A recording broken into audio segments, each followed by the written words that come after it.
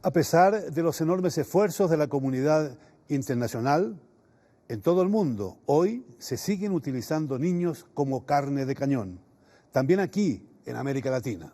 Bienvenidos a Claves, y esta es una coproducción de la televisión alemana Deutsche Welle y el canal Capital de Bogotá, Colombia. Mi nombre es Gonzalo Ernesto Cáceres y en la conducción me acompaña hoy mi compañera Omaira Morales. Gonzalo, bienvenido.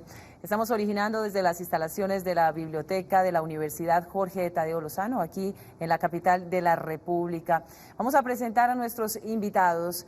Saludamos entonces a Rocío Rubio, politóloga y antropóloga de la Universidad de los Andes. Ha sido consultora para la OIM, Organización Internacional para las Migraciones, PNUD, UNICEF y DPN, Departamento Nacional de Planeación en Políticas Públicas y Enfoque Diferencial, Niños, Mujeres y Grupos Étnicos. Bienvenida. Omaira, gracias por tu invitación y gracias a ustedes y al programa por visibilizar un delito que pasa silencioso en los conflictos armados internos. También saludamos a Rami Shahzomani, canadiense-iraní, representante de la ONG internacional World Shield Holland en Colombia desde el 2010, fue director de esta ONG en Afganistán y en la República Democrática del Congo en el periodo 2006 y 2008. También bienvenido. Muchas gracias por la invitación. Saludamos también a Hilda Beatriz Molano Casas, ella es abogada, coordinadora de la Secretaría Técnica de la Coalición contra la Vinculación de Niñas, Niños y Jóvenes al Conflicto Armado en Colombia, COALICO. Muchísimas gracias por la invitación.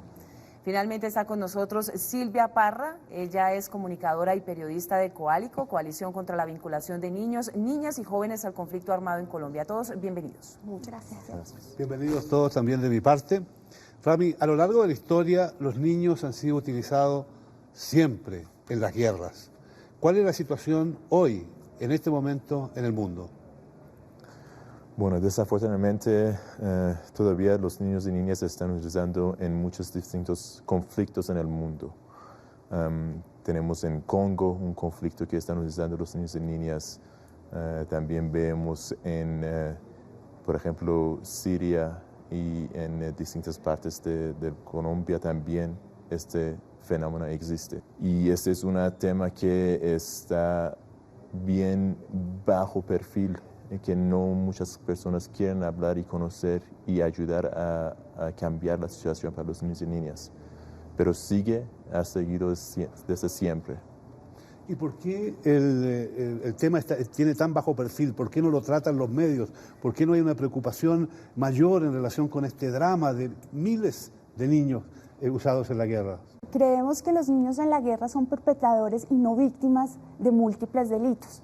Son víctimas del delito de reclutamiento ilícito, son víctimas de no haberlos protegido de sus derechos de protección, son víctimas de no haberlos protegido de la participación en los conflictos, son víctimas de un crimen de guerra y aunque, como dirían los abogados, taxativamente no está el delito en los crímenes de guerra, pues uno se pone a pensar los impactos, los daños, las afectaciones que genera el reclutamiento en niños y sin duda es un crimen de lesa humanidad cuyas huellas digamos que es un delito que no acaba hasta que el niño no deja el grupo armado, sino que sus huellas van mucho más allá de una vez se ha dado la desvinculación de un niño, de una niña o de un adolescente, en una etapa vital, en donde a veces creemos que los niños son más como un objeto de transacción que unos sujetos reales de derechos.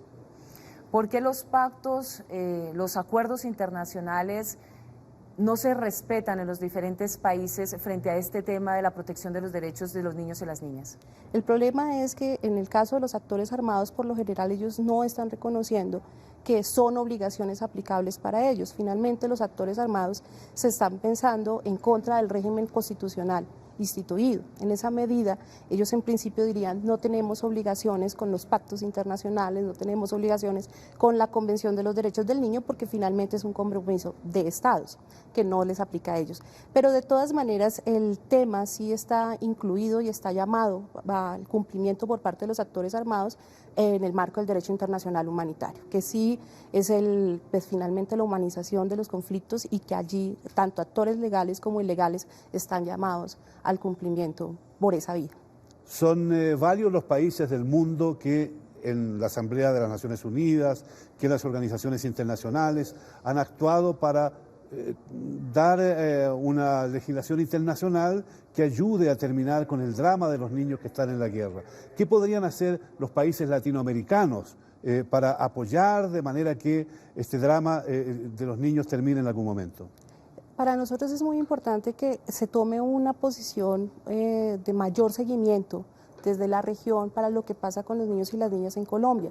Creemos que es precisamente en el rol de los países en el ámbito internacional que hemos conseguido avances significativos en el reconocimiento de la situación en el país y precisamente el hecho de que desde la región pudiera haber una posición un poco más proteccionista de los niños y las niñas que han sido afectados por el conflicto en Colombia y sobre todo un reconocimiento en lo internacional y en los espacios donde se discute la situación de los niños afectados por los conflictos armados en el mundo, creemos que puede ser un valor significativo y agregado para la respuesta de nuestro Estado en esta situación. Rami, ¿por qué los niños terminan en la guerra? ¿Por qué se convierten en presa fácil? ¿Qué tareas desarrollan? ¿Qué roles cumplen en el ejercicio de la guerra? Uno es falta de oportunidad en sus regiones, especialmente regiones rurales. No hay suficiente también respuesta estatal en estas regiones para estos niños y niñas. Y también puede ser abuso en su familia, abuso en la escuela, las razones que ellos y ellas puedan entrar a los distintos grupos armados. Y hay muchas distintas razones todavía que no hemos tocado. Y los roles que juegan los niños y niñas son diferentes también. Son combatientes, algunos son portadores, otros juegan roles de buscar información para los distintos grupos. Los roles también son muy distintos. No hay un rol que se dedique a los niños y niñas, pero distintos roles. Y desafortunadamente hay muchos abusos de los niños y niñas también dentro de los grupos, abusos sexuales, violencia contra ellos y ellas. Y juegan un rol importante para los grupos porque son personas que pueden dar todo y no piden mucho. Quizás Silvia nos podría decir cómo ven los jóvenes este problema, porque hay muchas personas que tienen tu edad y que ya están en la guerra, sin embargo también es un tema ignorado por la mayoría de la juventud. Creo que hay varios factores. El primero es la falta de visibilización de la problemática, digamos, en medios de comunicación y que la sociedad en general lo sepa, que la sociedad en general lo conozca, que uno desde su formación en el colegio, en la universidad, se esté acercando más a los temas, que realmente se desconoce la magnitud del impacto del reclutamiento y que no es solo reclutamiento, sino vinculación y uso de los niños. Y creo que hace falta, digamos, asumir con más fortaleza ese compromiso de la corresponsabilidad de proteger a los niños y las niñas entre todos, o sea que es una responsabilidad del Estado, de la familia y de la sociedad, y siento que realmente hace falta un compromiso más fuerte para ayudar a visibilizar esa situación. ¿De cuántos niños estamos hablando, concretamente en el caso de Colombia? A abril de este año la cifra ya superaba los 5.000 niños que han sido desvinculados. Digamos, no hay una cifra certera, pero a cada uno de estos niños se le preguntó si de dónde venía. Algunos niños salieron y escaparon del grupo, otros fueron recuperados por la fuerza pública. Pero siempre, digamos, en su proceso de restablecimiento de derechos se le pregunta si con ellos habían otros niños en el grupo armado y la respuesta es sí. Si tenemos 5.000 y hacemos una multiplicación sencilla por 2, ya estamos hablando de 10.000 niños. El problema en Colombia es aún más grave porque a medida que tuvo un éxito relativo la desmovilización individual de mayores de edad, los grupos armados afinaron sus estrategias de reclutamiento a menores de edad, muy por debajo del límite que establece el derecho internacional humanitario, que son los 15 años, y faltando a los compromisos que hicieron en algún momento las dos organizaciones guerrilleras que están activas en Colombia con la alta representante de las Naciones Unidas para los Niños y los Conflictos, que se comprometían como una acción humanitaria a respetar el rango de los 15 años. Hoy tenemos niños desvinculados de 9 años. Esto es dramático. O sea, niños que fueron vinculados, como las diferentes maneras que nos señala Ramí, a los 7 años. Estamos, digamos, los esfuerzos de prevención de la primera infancia están llevando a que ahí paramos como estados y como sociedad, y creemos que de los 7 en adelante no son niños, cuando el concepto de niño es toda aquella persona menor de 18 años. Pero además también se presentan dinámicas en que los niños no están siendo reclutados para irse, digamos, al campamento y permanecer con el grupo, sino que siguen su vida, incluso van al colegio, pero cumplen funciones ya sea de informantes, ya sea de tráfico de armas, de estupefacientes, bueno, en fin, de campaneros que llaman, y siguen su vida normal, pero están siendo usados y vinculados en la dinámica de la guerra, y esos niños son aún más invisibles, ¿no? Porque no portan armas, no usan uniforme y no forman parte activa, digamos, de los grupos, pero son niños de nuestra sociedad, son niños colombianos que lo que están conociendo como proyecto de vida es formar parte de un grupo armado.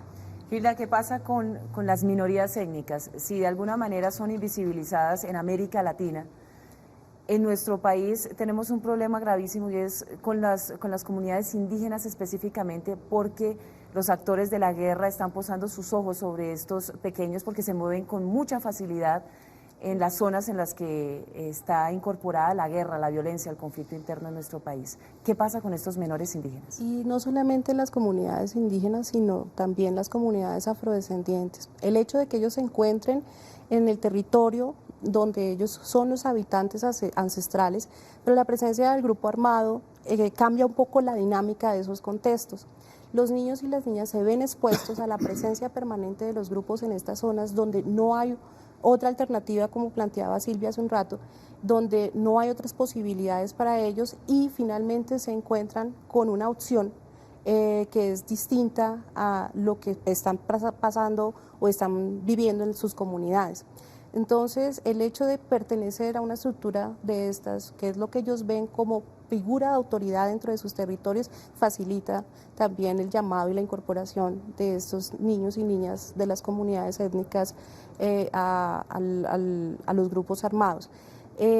Obviamente, como usted planteaba, es una facilidad adicional que tienen los niños que conocen el territorio, que se manejan por las montañas y selvas de este país, donde precisamente es el lugar de residencia permanente de los grupos armados para facilitar su accionar.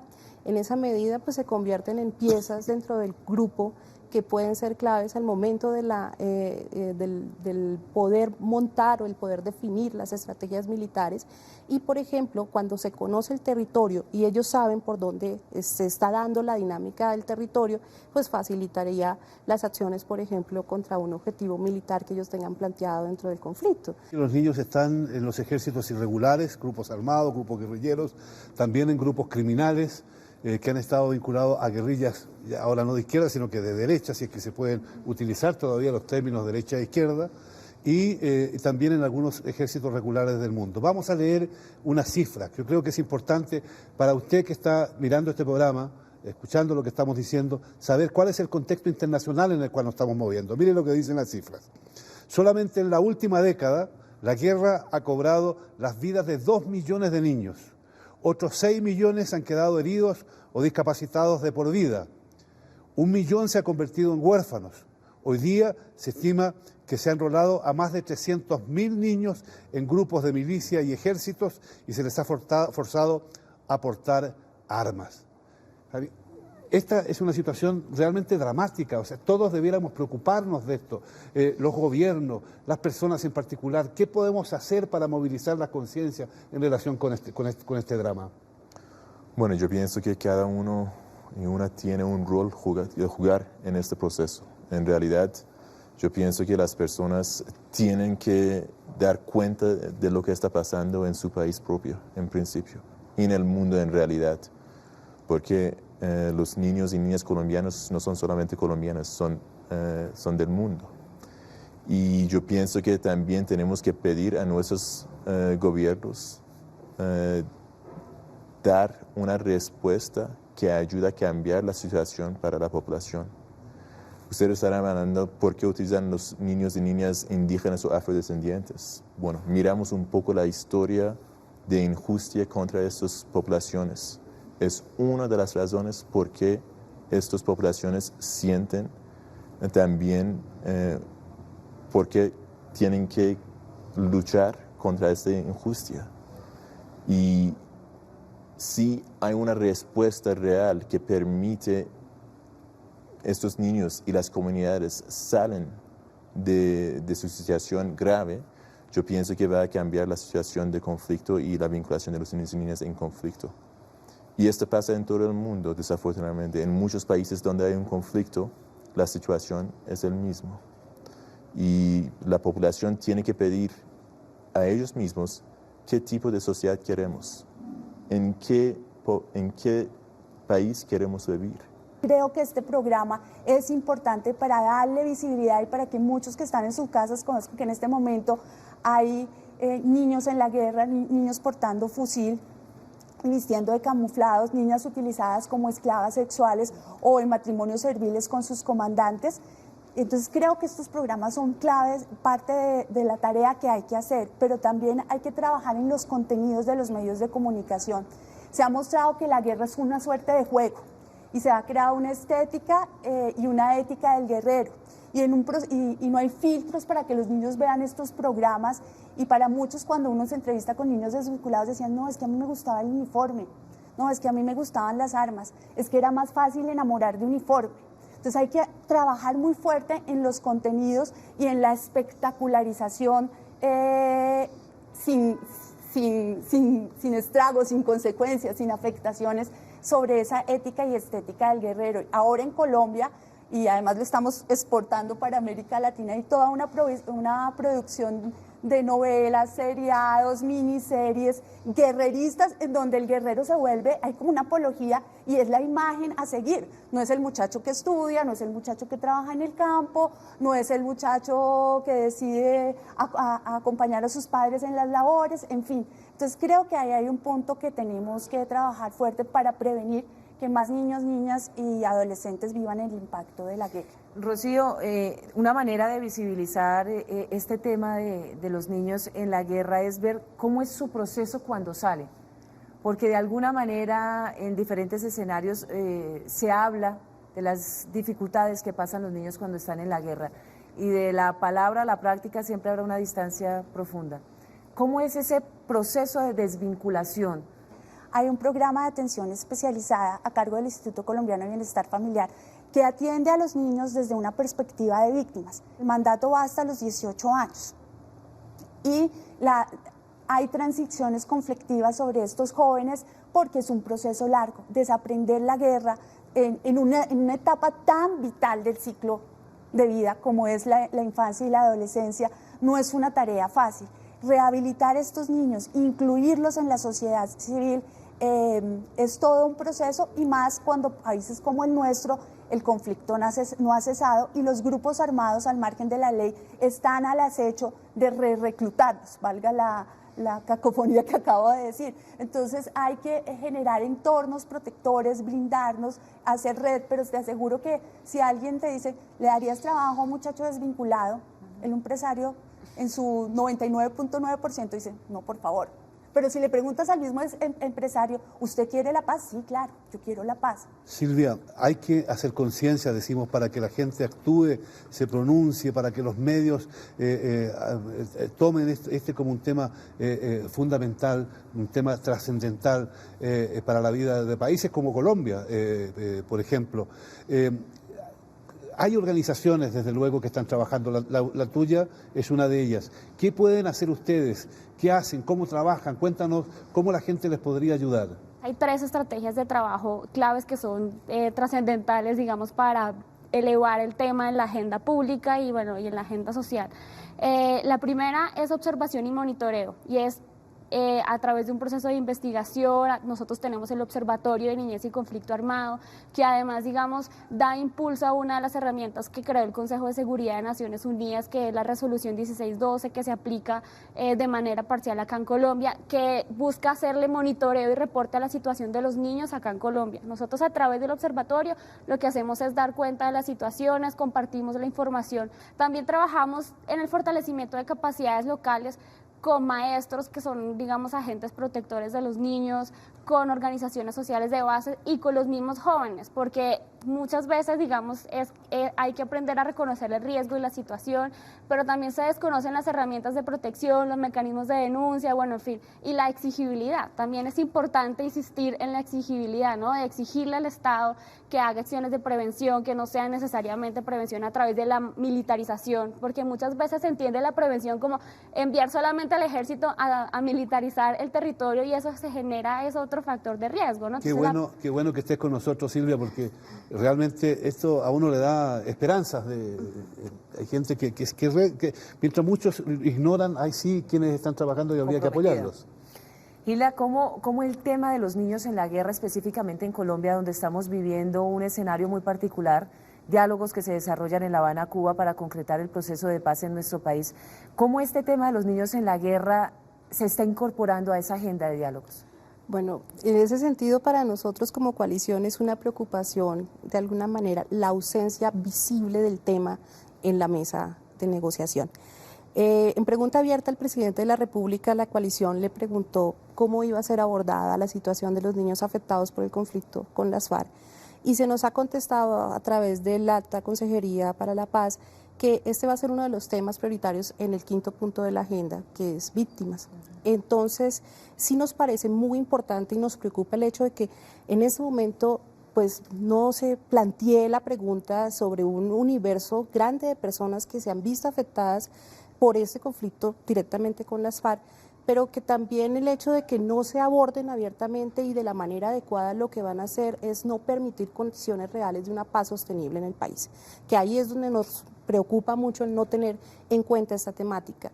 ¿Por qué? Porque los niños y niñas que han sido vinculados al conflicto están preparados para ser guerreros, están preparados para enfrentar el conflicto, para ser parte de la guerra. Y el hecho de que no aparezcan, de que no sea visible, de que no haya un punto claro dentro de la agenda que aborde qué se va a hacer con ellos, pues estamos dejando un caldo de cultivo para que se den condiciones de permanencia de la condición de conflicto. El otro punto que nos preocupa es precisamente lo que planteaban hace un momento sobre otras estructuras. Una cosa es lo que hoy se pueda negociar con las FARC, pero otro es lo que se está dando en el país, es la afectación de los distintos grupos armados contra los niños y las niñas. Hemos registrado en los últimos meses como hoy, si bien el reclutamiento tanto por FARC como ELN se mantiene, las mal llamadas o conocidas bandas criminales, que son las estructuras post-desmovilización de los grupos paramilitares, son de los que hoy están reclutando a los niños y las niñas, especialmente en las zonas urbanas.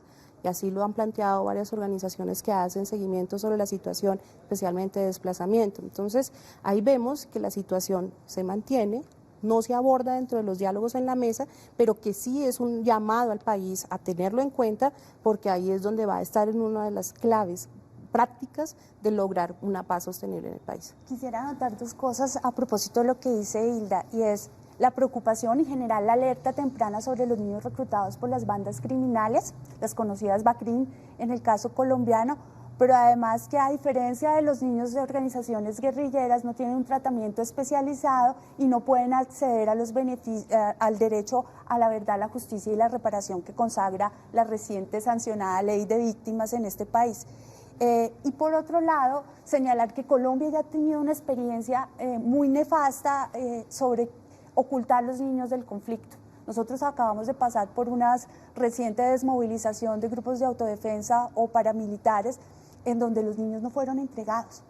Se hicieron planes de emergencia, de contingencia, se estimaba que un 30% del pie de fuerza de los grupos paramilitares o autodefensas, como los queramos llamar, eran niños menores de 18 años y esos niños no fueron entregados. De hecho, el caso emblemático de reclutamiento, que fue el de alias El Alemán, que se le imputaron, comprobados 309 casos de reclutamiento, tan solo 3 niños pasaron por el programa especializado. Si hablábamos anteriormente que la rehabilitación de estos niños con atención especializada era costosa, dispendiosa, demanda de esfuerzos enormes, tanto del Estado como de la sociedad, pues ¿qué pasó con los otros niños que no fueron entregados? Es el contingente, es el recurso, es el caldo de cultivo para nuevas bandas criminales, para nuevos reclutamientos e incluso para delincuencia común. Rami, ¿qué hacen las organizaciones internacionales? Ustedes, por ejemplo, están, concretamente en el caso de Colombia, en contacto con el gobierno, hablan con el gobierno de estos temas, porque yo puedo entender que si hay unas negociaciones ahora, se fijó un punto clave, un primer punto que es considerado fundamental para el resto. Y que por lo tanto ya hemos tenido en nuestro foro a otras víctimas del conflicto. El tema vendrá más adelante, es lo que esperamos todos, desde luego. Pero ¿qué hacen las organizaciones internacionales cuando se plantean estas situaciones? ¿Qué pueden hacer ustedes, por ejemplo? Bueno, War Child y otras organizaciones trabajamos con el gobierno, con ICBF, con Ministerio de Educación, también Ministerio de Cultura, para tener proyectos de prevención de reclutamiento en distintas partes del país. Nosotros trabajamos en Chocó, en Valle de Cauca, Putumayo y aquí en Bogotá, con organizaciones nacionales y juntas construimos estrategias de apoyar a los niños y niñas en alto riesgo de vinculación y les damos apoyo psicosocial, fortalecemos sistema educativo y damos protección a los niños y niñas. Yo quiero volver a algo que mis compañeras dijeron, y es, ¿qué podríamos hacer? Bueno, paz está negociado en Habana, pero tenemos que construirlo aquí en Colombia. Y cada uno de nosotros, la población, tiene un rol a jugar aquí. Lo que es común en todos los países donde hay un conflicto es que los niños necesitan oportunidades, los niños y las niñas necesitan apoyo de los adultos, necesitan amor de los adultos. Y yo pienso que todos de nosotros en distintas partes de Colombia podemos jugar un rol en este proceso. Tenemos que ver qué rol podríamos jugar como un ciudadano colombiano para apoyar a los niños y niñas que se ven en situaciones difíciles. Y eso es como construimos paz. A mí me resulta incomprensible que no haya una actividad mayor, precisamente en función de los niños y las niñas que sufren incluso abusos que son terribles en la guerra. ¿Ustedes como organización internacional solamente trabajan con el gobierno o hacen recomendaciones o bien también pueden intervenir, hablar con gente vinculada a los grupos armados para decirles, por favor terminen con esto, dejen de hacer otras cosas, dejen que salir niños? ¿Es posible hacer eso? Bueno, en Colombia no es posible dialogar con los distintos grupos armados, pero trabajamos con las comunidades donde hay presencia de grupos armados y trabajamos con la población que vive en esas regiones y hablando con ellos y sensibilizar ellos y ellas en los impactos de conflicto para los niños y niñas permite trabajar la prevención del reclutamiento de los niños y niñas. Y en realidad nosotros trabajamos con ONGs nacionales en distintas partes de Colombia. Hay muchas organizaciones y muchas personas en Colombia comprometidas a prevención del reclutamiento de los niños y niñas y construcción de paz. Entonces yo en realidad soy optimista, pero optimismo no es suficiente. Necesitamos hacer mano a mano, trabajar juntos, el gobierno, sociedad civil, también el sector privado tiene un rol muy importante a jugar aquí. Ellos pueden aportar mucho a dar oportunidad a los niños y niñas en estas zonas rurales que no hay muchas oportunidades. ¿Qué hacer? Yo creo que estamos en Colombia particularmente en una coyuntura muy favorable. Estamos en conversaciones de paz. Entonces yo creo que lo primero como sociedad es una exigencia al gobierno colombiano de un acto de buena voluntad para la paz, es que las FARC dejen ya, porque estamos solo con las FARC, ojalá fuera el ELN también, de reclutar niños. Está bien, decidimos negociar en medio del conflicto, le creemos y todos confiamos en que están en un proceso serio y una muestra de voluntad sería, desde hoy yo, FARC, me comprometo a no reclutar un niño más para la guerra. Pues estoy en un proceso de paz. Por otro lado, Silvia había nombrado en varias ocasiones la resolución 1612 de Naciones Unidas, del Consejo de Seguridad de las Naciones Unidas. La resolución tiene el mecanismo de seguimiento y monitoreo, que pues da como el estado del arte de lo que pasa en reclutamiento, permite hacer planes de acción para prevenir el reclutamiento y atender a niños que han pasado por la experiencia trágica del conflicto, y además permite o abre la posibilidad que las agencias del sistema de Naciones Unidas entren a dialogar con los grupos y generen un mecanismo para ir sacando a los niños del conflicto. Entonces, ¿por qué no empezamos por eso? ¿Por qué esperar hasta que llegue ¿Y por qué no se empieza? el 5? Bueno, ahí el valor está en el escenario del gobierno, pero creo que nosotros como sociedad civil, como ciudadanos, con la corresponsabilidad que también creo que hablaba Silvia y Hilda, de ser garantes de la protección integral de los derechos de niños, niñas y adolescentes, y con la audiencia y el eco de este programa debemos empezar a exigirle al gobierno que es o ya o ya.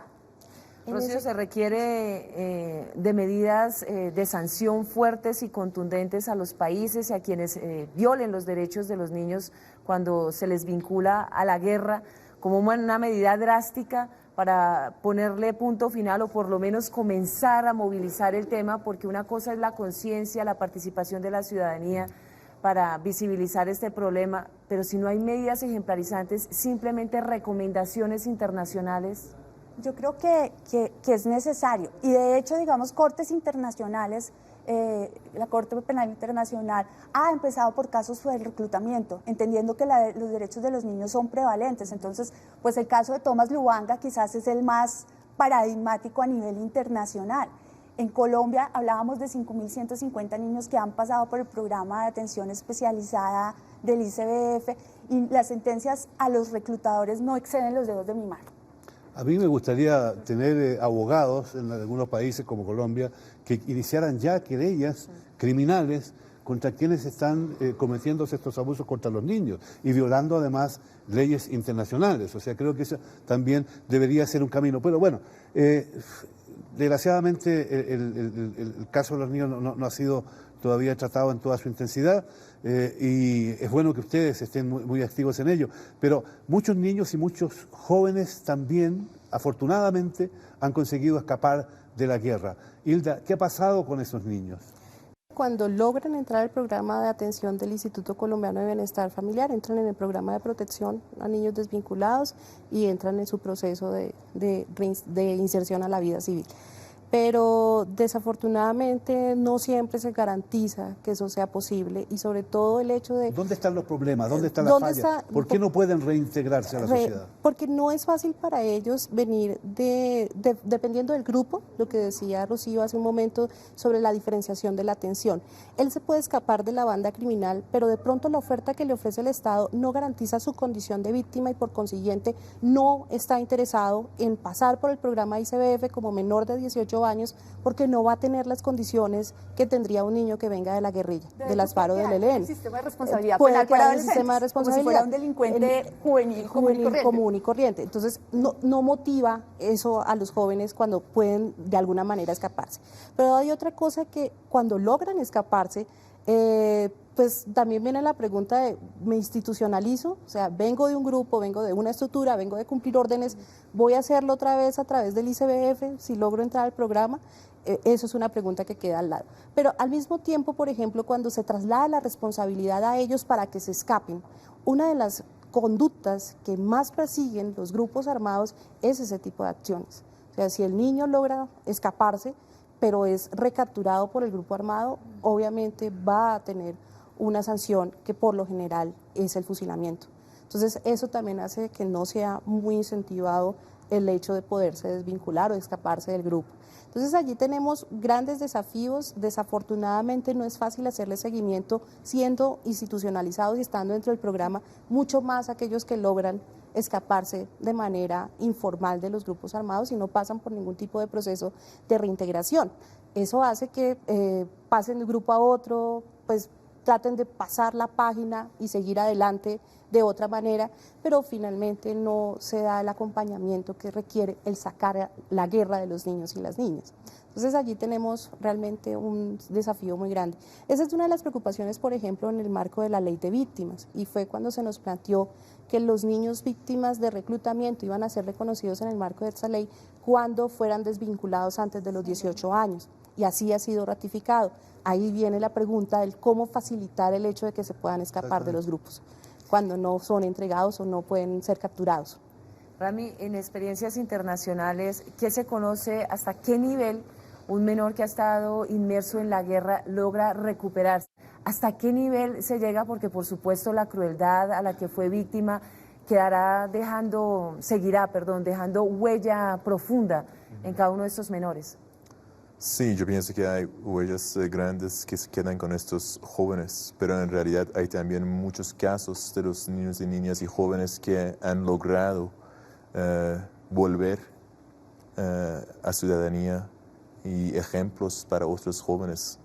Aquí en Colombia también sí hay problemas y algunos de los niños y niñas vuelven a los grupos, pero muchos también tienen vidas muy ejemplares para todos y todas en realidad. Entonces yo pienso que también tenemos que ver, bueno, qué ha funcionado y qué no ha funcionado. Y este vínculo de volver a sus comunidades, a sus familias, es algo que es un vacío que tenemos que ver juntos cómo llenarlo. Porque muchos de estos niños y niñas no sienten la facilidad de volver a sus comunidades, a sus familias. Y esto tenemos que ver cómo superar. Pero hay muchísimos ejemplos aquí en Colombia, en Sierra Leone, en Congo, en Uganda, en muchos otros países, de los niños recuperando su vida y construyendo sus vidas. Pero claro que nunca van a olvidar los hechos que han pasado. Y ambas caen en una mecánica seguramente militar que les lleva a seguir desarrollando la dependencia para seguir al servicio de los jefes guerrilleros o de los comandantes guerrilleros o de los grupos criminales de ultraderecha que han llevado adelante la misma práctica. Ahora, ¿cuál es la situación que afecta a las familias después que un niño es secuestrado o llevado a la guerra? ¿Cómo impacta en esa familia, en el núcleo familiar y en el vecindario esta realidad? Parece que me estuvieras leyendo el pensamiento, porque cuando Rami habló dije, un tema que se nos olvida a veces por concentrarnos solo en el niño es entorno familiar. Y la familia juega un papel muy dual, porque a veces la familia es expulsora de los niños a la guerra. Cuando uno habla con niños desvinculados, aunque han pasado por la guerra, dicen, no, es que a mí me maltrataban, a mí me explotaban económicamente, ¿cierto? A mí me violaban en mi familia. Entonces ahí hay un trabajo con la familia importante, pero también hay familias muy protectoras que deciden abandonar su tierra, sus cultivos, sus animales y desplazarse para evitar que los niños sean reclutados. Cuando la familia, a pesar de sí misma, digamos que si es una familia protectora, pero que pues tuvo que dar un hijo a la causa, la familia en el territorio se vuelve un objetivo militar y queda, si el territorio está controlado por el grupo que se lo llevó, la familia tiene una coexistencia, no una convivencia, pero sí una coexistencia más o menos pacífica con sus vecinos y con la comunidad. Pero si el territorio de donde sacaron al niño y donde se encuentra ubicada la familia está en una disputa entre diferentes actores, la familia se convierte en un objetivo militar. Pero además de eso, cuando un niño logra salir o cuando se termina el conflicto por alguna razón u otra, porque o hay alguna desmovilización, resulta que nos encontramos en que hay países donde los niños luego continúan ligados a grupos armados que realizan labores vinculadas al narcotráfico o tareas criminales. En ese sentido, Silvia, ¿cuán dramática es esta realidad? Sobre todo cuando miramos lo que pasa, por ejemplo, en Guatemala o en otros países centroamericanos, esta vinculación en niños que han estado en tareas de violencia, sirviendo a ejércitos irregulares y que pasan después a servir a grupos de narcotraficantes. Pues digamos, Colombia es ejemplo de lo dramático que es, y es que cuando no hay un buen proceso de acompañamiento, terminan perpetuando, bueno, alimentando ese círculo de violencia, y entonces hoy tenemos, como decía Hilda, que las bandas criminales son quienes más están vinculando a los niños, porque además, pues como mencionábamos al principio, ya están adiestrados, ya están entrenados, entonces es como la ficha más sencilla, en la que menos invierten, y pues realmente eso lo que hace necesario es insistir en la necesidad, por ejemplo, de que en este momento, para evitar repetir los mismos errores, se dialogue en la mesa de manera clara cómo se van a entregar, dónde se van a entregar, cuál es el proceso de desvinculación de los niños, que seguramente van a superar los 5.000 que ya están en el programa, y que tal vez es un momento importante o clave para evaluar el programa del ICBF y bueno, el tránsito cuando pasan adultos,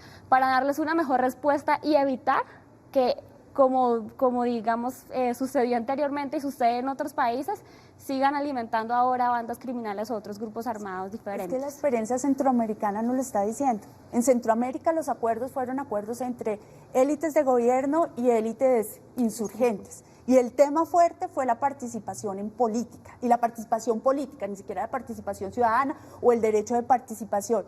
Y adolescentes y jóvenes quedaron invisibilizados en los acuerdos de paz y en las medidas y en los programas de reinserción, como los llamaron en los 90. Entonces fueron muchachos que quedaron a la deriva, sin una oferta institucional, con familias destruidas, ¿cierto? Muchachos que, si bien tienen una edad pequeña, pues ya tienen ellos mismos núcleos familiares, hijos por los cuales responder. Entonces, estoy sin nada que hacer, tengo una oferta a través de redes de narcotráfico o el tema de pandillas y maras que también están muy alimentadas por el narcotráfico y que es un fenómeno que nos atraviesa toda Latinoamérica, pues ahí está el caso. Al no tener y al no pensar en esta población, pues ahí están las consecuencias nefastas. Ahí están las consecuencias y sin duda alguna la participación de cada uno de nosotros en todos los países de América Latina. Primero, para conocer más sobre este grave problema. Segundo, para actuar en la medida de nuestras posibilidades. Los niños y la guerra, un drama también latinoamericano. Gracias por acompañarnos, gracias por estar con nosotros.